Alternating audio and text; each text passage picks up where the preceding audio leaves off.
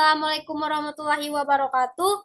Baik, di sini saya akan melanjutkan pemateri saya pada ringkasan buku dengan bab 7, yaitu supervisi atau pengawasan pendidikan.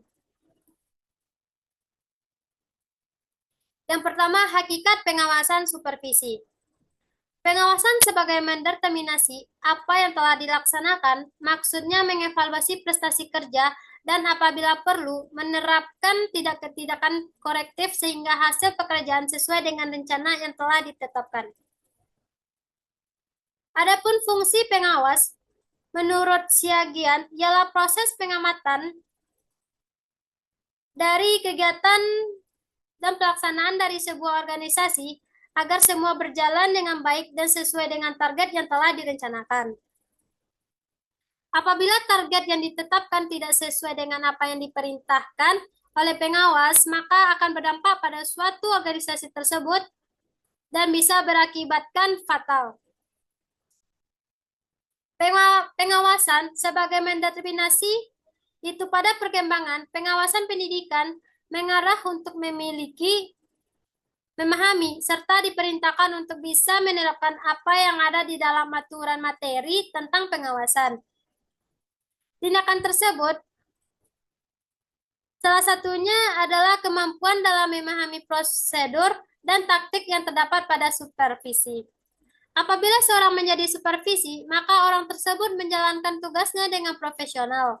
Seorang supervisi menjalankan tugasnya berdasarkan objek pengetahuan untuk mengembangkan mutu pendidikan.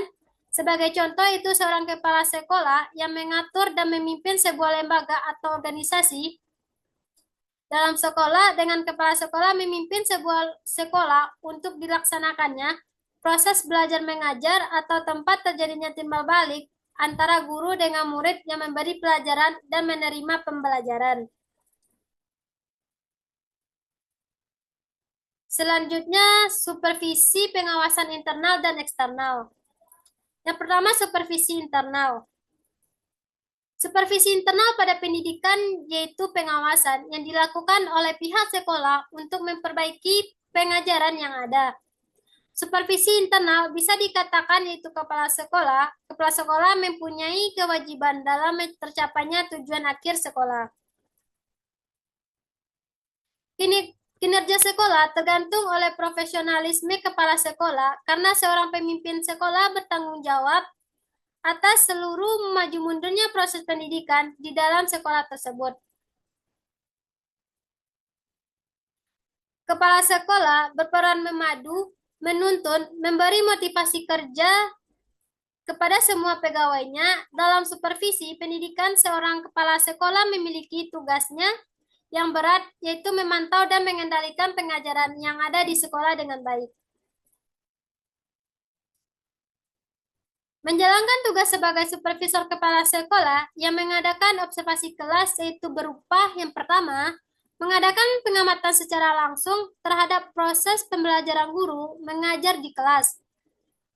Yang kedua, menganalisis proses pembelajaran secara langsung.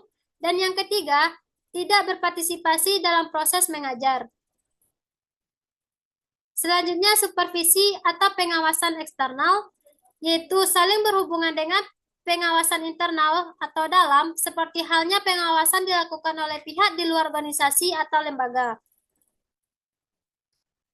Jika ingin memiliki lembaga yang maju, maka diperlukan pengawasan eksternal karena pengawasan dari organisasi atau lembaga saja tidak mencukupi. Lalu untuk pengawasan eksternal biasanya memiliki pengawasan internal karena banyak kasus dari pengawasan internal yang melakukan penyimpangan.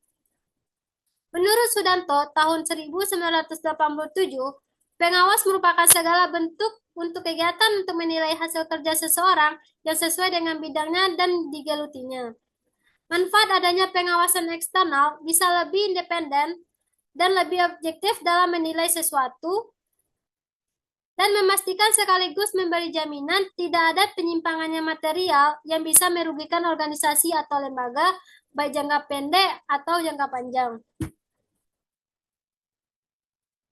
Indikator penilaian eksternal sebagai seorang pengawasan pendidikan diharuskan untuk memiliki skill dan keahlian, salah satunya yaitu keahlian dan mengajar dan melakukan pengawasan.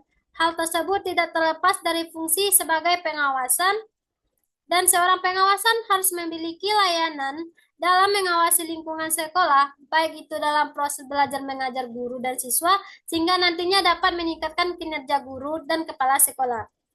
Sekian, saya ucapkan terima kasih. Assalamualaikum warahmatullahi wabarakatuh.